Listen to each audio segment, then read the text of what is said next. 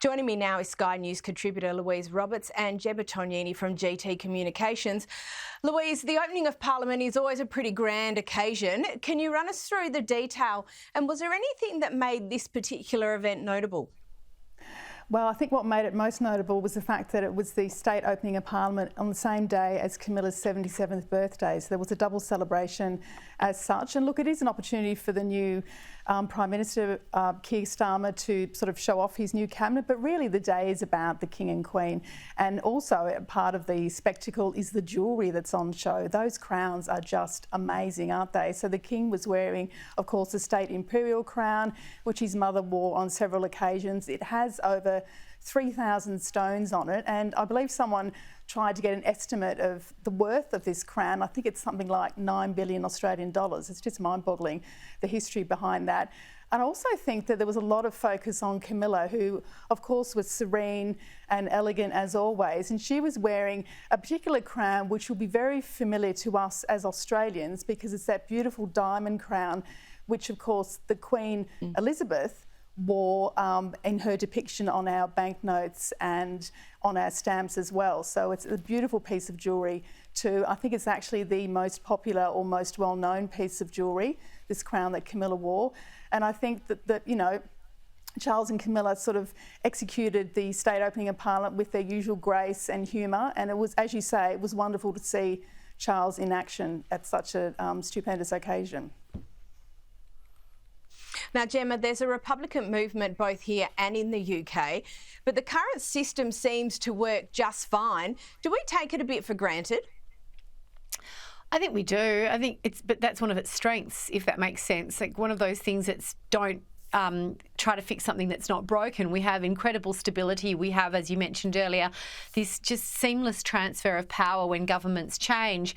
And this is the bedrock on which our constitutional monarchy system here is made, obviously. And we have this just security, I suppose you'd call it. And from my perspective, at least, you know, the constitution, the anti-constitutional mob here, or the anti-monarchist mob here, the Republican movement in Australia has always been somewhat, for the most part, an elitist issue for people pushing their own barrows. They're not particularly interested in the long-term stability of the country. For them, it's an ideological bent. Yeah, absolutely. Now, one Labor MP was forced to redo his oath of allegiance because he left out the reference to the King's heirs and successors. So first he said this: I take this oath under protest and in the hope that one day my fellow citizens will democratically decide to live in a republic. Until that time, I do solemnly, sincerely and truly declare and affirm that I will be faithful and bear true allegiance to His Majesty King Charles according to law. And then he was forced to say this: I was elected to Parliament to represent my constituents and our country to the best of my ability, to defend democracy and uphold human rights. And one day I hope all members of Parliament will be entitled to swear an oath of allegiance based on those values.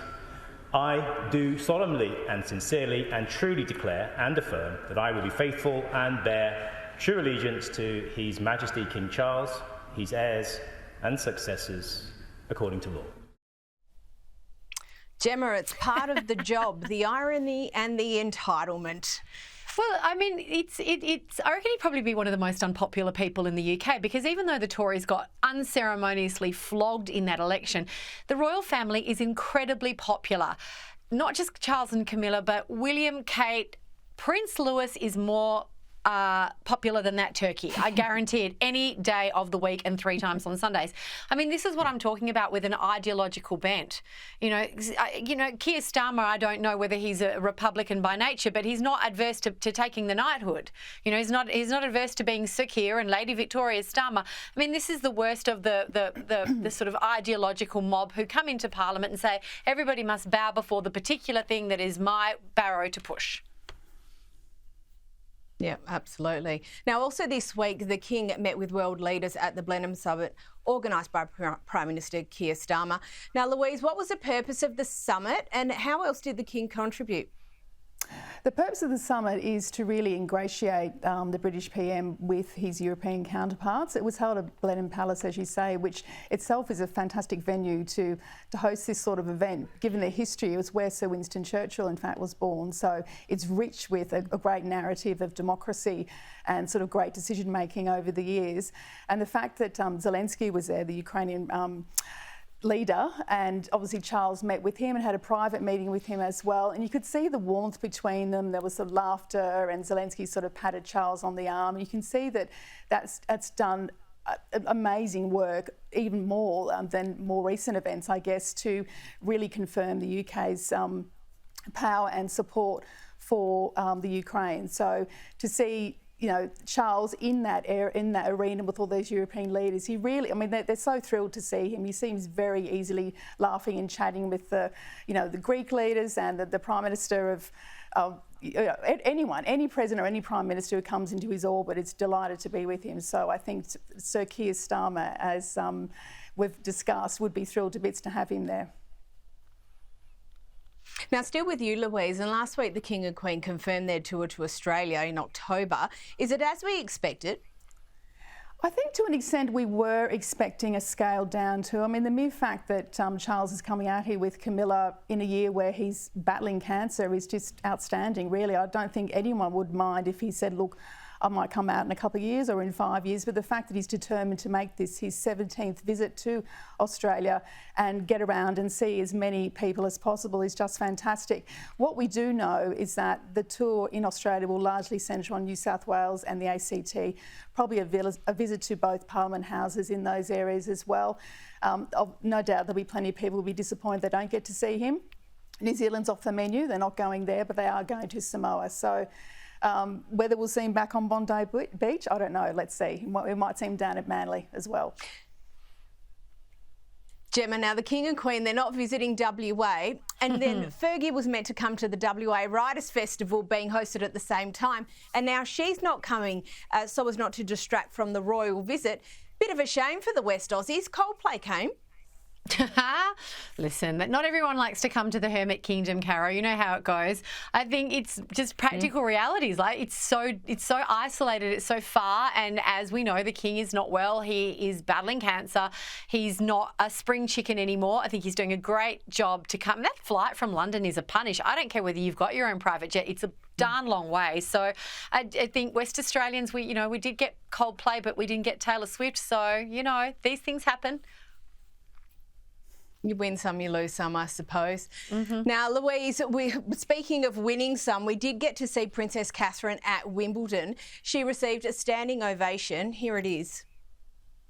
And here we are, the appearance of Her Royal Highness.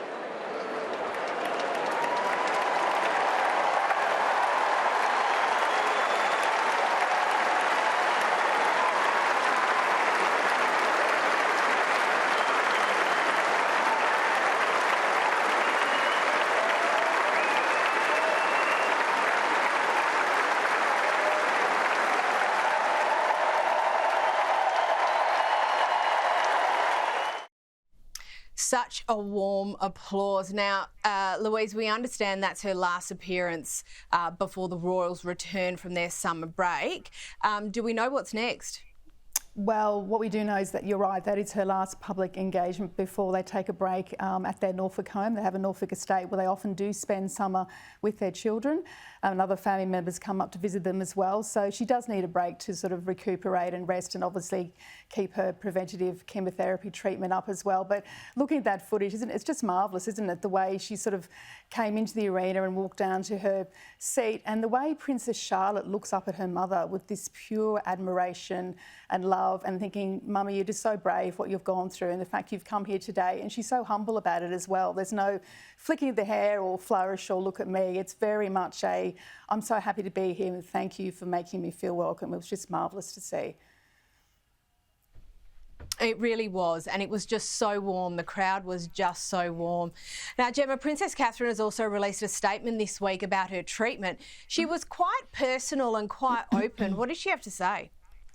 Well, she was obviously talking about the personal impact that it's had on her and the family, and how much she really is connected to the community, who feel like they've been on this journey with her. And the thing that I think, coming back to the first story about the swearing in of the members of Parliament, this is the reason why, the monarchy, I think, is in safe hands. This is the reason why the monarchy is in safe hands, because you've got Princess Kate. And if you remember when she first started, I can't remember whether she was dating Prince William or they were first married, but, everyone was clutching their pearls when she wore the same dress twice, or when she opened a door herself. Like, that's not affectation. That's just clearly who she is. And the way she's handled this cancer announcement, and the way that she's been so transparent, so more private than someone like me, who is clearly not the future Queen of England, would be.